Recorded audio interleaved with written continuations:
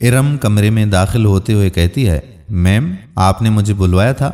Ma'am ने कहा, हाँ आओ इरम, वो मुझे तुमसे ज़रूरी बात करना थी। इरम कहने लगी, जी मैम फरमाइए। बॉस ने कहा कि आप कब से मैटरनिटी लीव पर जा रही हैं? इरम कहने लगी, मैम अगले माह से मैं 6 माह की लीव पर जा रही हूँ। मैम कहने लगी, अच्छा फिर आपको इस माह में ओवर टाइम लगाना होगा और जाने से पहले अपने तमाम काम निपटा कर जाना होगा ताकि बाद में किसी और को मसला पेश ना आए।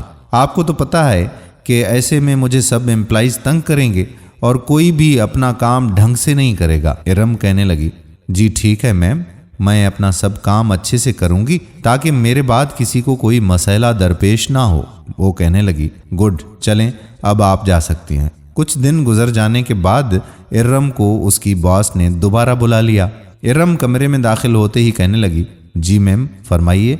बॉस ने कहा कि इरम दरअसल मुझे ये कहना था कि देखें, जब आप लीव पर चली जाएंगी तो मैं उन महीनों की आपको सैलरी नहीं दे सकती। हाँ, मगर एक फेवर ज़रूर दे सकती हूँ कि जब आप छुट्टी से वापस आएंगी तो मैं आपको काम से नहीं निकालूंगी बल्कि आपका इंतज़ार करूंगी।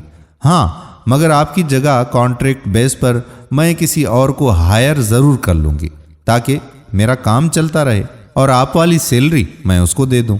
इरम कहने लगी, पर मैम मैं तो मजबूरी में लीव कर रही हूँ, वरना आप जानती हैं कि मैंने कभी छुट्टी नहीं ली है। बॉस कहने लगी, हाँ मैं अच्छे से जानती हूँ, मगर ये प्रेगनेंसी भी तो आपने प्लान की है ना, तो आपको ही कंप्रोमाइज़ करना होगा। इरम कहने लगी, पर मैम मुझे उस वक्त पैसों की तो बहुत ज़रूरत पड़ेगी। बॉस कहने लगी कि देखें इरम, ये हमारी कंपनी की पॉलिसीज़ में शामिल नहीं है, इसीलिए मैं आपको उन महीनों की सैलरी बिल्कुल नहीं दे सकती। और रही एक्सपेंसेस की बात, तो आपको खुद ही मैनेज करना पड़ेगा। अब इरम छुट्टियों पर जाने से पहले आखिरी दिन अपनी मैम से मिलने आई। बॉस ने कहा, आइए इरम, आप आज छुट्टियों पर जा रही हैं?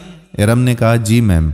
बॉस कहने लगी, अच्छा अपना डेस्क क्लीन करके जाइएगा और अगर हो सके तो अपना सामान भी वहाँ से हटा दें।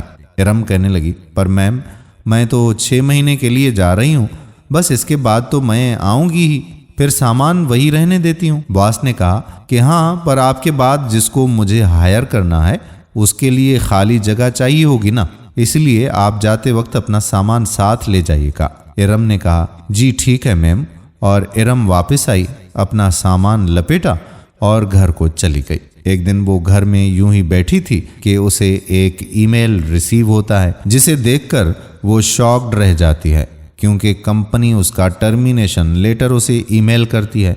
वो एचआर से बात करती है, मगर वो यही कहते हैं कि ये बॉस का डिसीजन है, हमें इस बारे में कुछ नहीं पता, हम तो बस ऑर्डर्स को फॉलो करते हैं, बेहतर यही होगा कि आप खुद उनसे बात कर लें। इरम बॉस को कॉल करती है, मगर दूसरी तरफ कोई कॉल नहीं उठाता। वो बहुत परेशान थी कि अब वो क्या करे। काफ़ी दिन गुजर जाने के बाद उसकी एक दोस्त उसके घर उससे मिलने आई। सारा कहने लगी कि अरे इरम कैसी हो? इरम ने जवाब दिया कि यार मैं ठीक हूँ, तुम बताओ तुम कैसी हो? सारा कहने लगी कि यार मैं भी ठीक हूँ। अच्छा जॉब से तो तुमने लीव ली होगी ना? इरम कहने लगी, हाँ लीव तो ली थी, मगर यार बॉस ने मुझे निकाल दिया है और उन्होंने ईमेल करके टर्मिनेशन लेटर भेज दिया है। सारा ने कहा, क्यों, क्या हुआ? इरम कहने लगी कि यार मेरी प्रेगनेंसी की वजह से। यार तुम तो जानती हो मैं 6 माह तक दोबारा ऑफिस ज्वाइन नहीं कर सकूंगी, इसीलिए उन्होंने मुझे निकाल दिया है। सारा ने कहा, अरे ऐसे कैसे कर सकते हैं वो? तुम जानती हो ना कि ये कानून है कि कोई भी ऑफिस प्रेगनेंसी में अपने एम्प्लॉय को निकाल नहीं सकता। इरम ने हैरान होकर पूछा, क्या सच में? सारा ने कहा, अरे हाँ यार, तुम्हें इनको लीगल नोटिस भिजवाना चाहिए। इरम ने सारा का मशवरा मान लिया और सारा के कहने पर अपनी ही बॉस को लीगल नोटिस भेज दिया। बॉस को जब लीगल नोटिस वसूल हुआ तो उसके पांव तले से जमीन ही निकल गई। उसकी कंपनी की साख खतरे में पड़ गई। उसे एकदम सब कुछ बिखरता नजर आ रहा था। वो इरम को माफ़ी मांगने के लिए कॉल करने लगी, मगर इरम उसकी कॉल नहीं उठाती। अब उसने इरम के घर जाने का फैसला कर लिया और जाकर उसका दरवाज़ा खटखटाया। इरम ने ही दरवाज़ा खोला और जैसे ही देखा कि मैम आई हैं तो कहने लगी, अरे मैम आप यहाँ? बॉस ने कहा कि इरम, अगर आपको कोई मसला था तो आपको मुझसे बात करनी चाहिए थी ना, आपने तो कोर्ट का नोटिस ही भेज दिया हमें।